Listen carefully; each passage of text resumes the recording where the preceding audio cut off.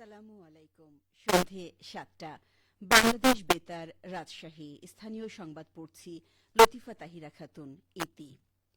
স্বরাষ্ট্রমন্ত্রী সালাহউদ্দিন আহমেদ বলেছেন, পুলিশ কোনো দলের বা গোষ্ঠীর লাঠিয়াল বাহিনী নয়, বরং দলীয় প্রভাবমুক্ত, আধুনিক, প্রযুক্তি বান্ধব ও মানবিক একটি সংস্থা, যা দুর্নীতির বিরুদ্ধে জিরো টলারেন্স নীতি মেনে চলবে। ডিজিটাল অপরাধ দমন ও সাইবার নিরাপত্তার জন্য কারিগরি দক্ষতা অর্জন করে সাধারণ মানুষের অকৃত্রিম বন্ধু ও সেবক হিসেবে নিজেদের গড়ে তোলার জন্য নবীন পুলিশ কর্মকর্তাদের তাগিদ দেন। তিনি আজ সকালে রাজশাহীর সারদায় বাংলাদেশ পুলিশ একাডেমিতে ২৭তম বিসিএস পুলিশ ব্যাচ প্রথম পর্যায়ের প্রশিক্ষণ সমাপনী কুচকাওয়াজ অনুষ্ঠানে প্রধান অতিথির বক্তব্যে এসব কথা বলেন। সমাপনী কুচকাওয়াজ অনুষ্ঠানের মধ্য দিয়ে সমাপ্ত হল ২৭তম বিসিএস পুলিশ ব্যাচ প্রথম পর্যায়ের শিক্ষানবিশ সহকারী পুলিশ সুপারদের ৬ মাস মেয়াদী মৌলিক প্রশিক্ষণ। ২০২৬ সালের ১ ফেব্রুয়ারি শুরু হওয়া ২৭তম বিসিএস পুলিশ ব্যাচ প্রথম পর্যায়ের ১৮ জন প্রশিক্ষণার্থী এই প্রশিক্ষণ সমাপনী কুচকাওয়াজের মধ্য দিয়ে বাস্তব কর্মজীবনে প্রবেশ করছেন। অনুষ্ঠানে বিশেষ অতিথি হিসেবে উপস্থিত ছিলেন ভূমিমন্ত্রী মিজানুর রহমান মিনু এমপি, পুলিশের আইজি আলী হোসেন ফকির এবং পুলিশ একাডেমির principal additional IGP G M Azizur Rahman. যুব উন্নয়ন অধিদপ্তরের তথ্য প্রযুক্তি জ্ঞান সম্পন্ন যুবদের কৃত্রিম বুদ্ধিমত্তা এআই প্রযুক্তির মাধ্যমে দক্ষতা উন্নয়ন প্রকল্পের আওতায় দেশব্যাপী এআই প্রশিক্ষণ কার্যক্রমের উদ্বোধন করা হয়েছে। আজ বগুড়ায় মম ইন অডিটোরিয়ামে প্রধান অতিথি হিসেবে এই কার্যক্রমের উদ্বোধন করেন যুব ও ক্রীড়া প্রতিমন্ত্রী মোহাম্মদ আমিনুল হক।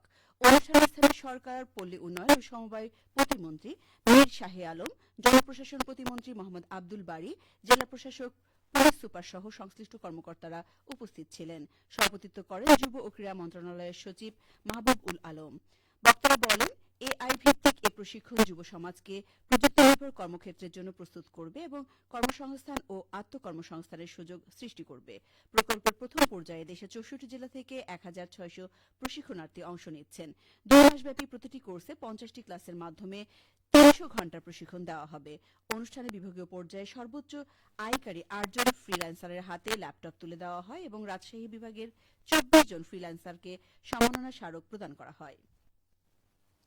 রাজশাহীর শিরোইল কলেজ উচ্চ বিদ্যালয়ে শিক্ষার্থীদের মাঝে গাছের চারা বিতরণ ও বৃক্ষরোপণ কর্মসূচি অনুষ্ঠিত হয়েছে।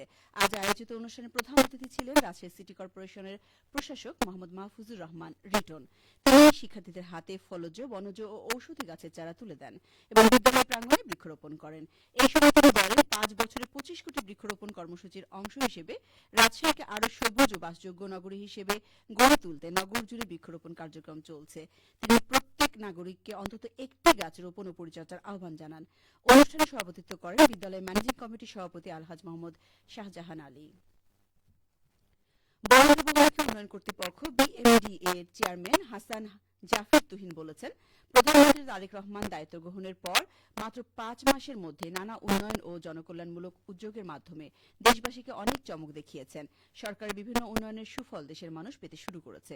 আজ দুপুরে পাবনার চাটমোহর ও ফরিদপুর উপজেলার বিভিন্ন এলাকায় আয়োজিত বৃক্ষরোপণ কর্মসূচিতে অংশ নিয়ে সাংবাদিকদের সঙ্গে আলাপকালে তিনি এসব কথা বলেন। দেশব্যাপী ৫ বছরে ২৫ কোটি বৃক্ষরোপণ কর্মসূচির অংশ হিসেবে চলনবিল অঞ্চলে এই কর্মসূচি উদ্বোধন করেন হাসান জাফির তুহিন। পরে তিনি বিভিন্ন প্রজাতির ফলদ, বনজ ও ঔষধি গাছের চারা রোপণ করেন। এই সময় উপস্থিত ছিলেন বিএমডি এর পাবনার নির্বাহী প্রকৌশলী সাইফুন নাহার, চাটমোহর উপজেলা নির্বাহী কর্মকর্তা মোসা নাসের চৌধুরী, ফরিদপুর উপজেলা নির্বাহী কর্মকর্তা উমে ইমামা বানিন। নাটোরের সিংড়া উপজেলার চলনবিলে বজ্রপাতে এক যুবকের মৃত্যু হয়েছে। আজ বিকেলে উপজেলার চাঁদপুর বিলে এই ঘটনা ঘটে। নিহত মিলন উদ্দিন নাটোরের সিংড়া উপজেলার কলম ইউনিয়নের নজরপুর গ্রামের মিনহাজ উদ্দিনের ছেলে। সিংড়া থানার ওসি রফিকুল ইসলাম জানান, বিকেল ৩টার দিকে মিলন উদ্দিন সহ বেশ কয়েকজন দিনমজুর চাঁদপুর বিলে পাট কাটা ও জাগ দেওয়ার কাজ করছিলেন। এ সময় ভারী বর্ষণ ও বজ্রপাত শুরু হলে সকলেই নিরাপদ আশ্রয় নেন। কিন্তু মিলন তার খাবার পাত্র ও কাপড় নিতে গিয়ে বজ্রপাতে আহত হন। তাকে উপজেলা স্বাস্থ্য কমপ্লেক্সে নেওয়া হলে কর্মরত চিকিৎসক তাকে মৃত ঘোষণা করেন। সবশেষে আবহাওয়া। আজ রাজশাহীতে সর্বোচ্চ তাপমাত্রা ছিল ৩৪.৫ ডিগ্রি এবং সর্বনিম্ন ২৭.৫ ডিগ্রি সেলসিয়াস। সন্ধ্যে ৬টায় বাতাসে আপেক্ষিক আর্দ্রতার পরিমাণ ছিল ৯২%। রাজশাহী ও পার্শ্ববর্তী এলাকায় আগামীকাল সূর্যোদয় ভোর ৫টা বেজে ৩৪ মিনিটে। সংবাদ শেষ হলো।